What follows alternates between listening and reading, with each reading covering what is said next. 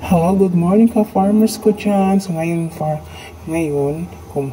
umaga, so titingnan natin yung pugaran natin kung may itlog na ba siya. So ayan po ito po yung pugaran namin. So may dalawa kaming itlog na kuha karong morning. So ayan po yung itlog, magkaiba po siya. May puti tsaka light brown po siya. So it means magkaibang manok po ang nangitlog dyan. So ayan po mga manok namin. Ayan o si good morning daw sabi niya. So yan na daw, excited kung hanang daw itlog every morning. So ayan po namin Red Island namin. Tapos may iba-ibang lahi po kami mga manok dyan. So kahit paano, andun po yung itik namin. So yung itik namin, ganun pa rin sila. Ayan po ng mga namin ganyan sila pag morning sila. Tumagin na mo cute nila gaganda ng kulay. So ganyan po siya. Ayun po yung vitamins nila. So nilalagyan po namin siya, ito po siya is black.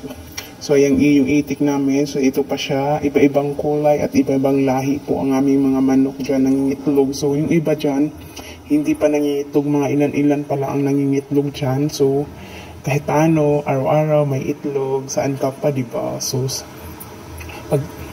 pag may tiyaga talaga mag-alaga ng manok, sino mo excited, pakita ulit ang itlog daw. Hindi makamove on sa itlog, so pakita niya ulit ang itlog niya. Sana all may itlog nating umaga may darating. So ayan siya may snake. So ganyan siya. Ayan tingnan pinakita pa niya excited. Tingnan mo yung mga manok namin, nandyan siya. So yan na yung namin. Ito po yung namin na ito po yung first namin. So may second batch po kami na kulungan po nila. Mas malaki po yun at mahaba ang kanilang kulungan. So makakagalaw-galaw na sila dyan. Ngayon kasi wala na sila ng damo kasi naubos na nila kakain ng damo. So wala. Nilipat kami sa kabila.